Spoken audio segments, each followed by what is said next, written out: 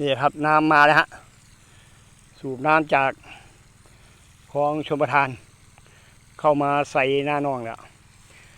สูบน้ำใส่หน้าหนองนะเด้อพี่น้องเอ้ยอันว่าต้นเขากาหน้าน้ำกระแม่นของที่เพิ่นต้องมีน้ำใส่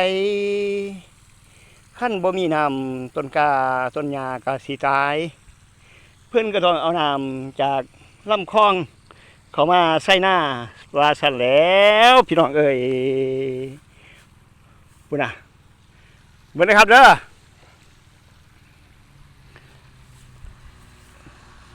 สูบน้ำใส่หน้าน้องแล้วเขา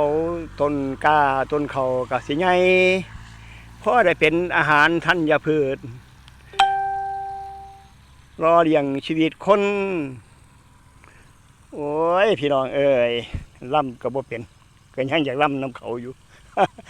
ลองเบิ่งนะพี่น้องสวัสดีครับ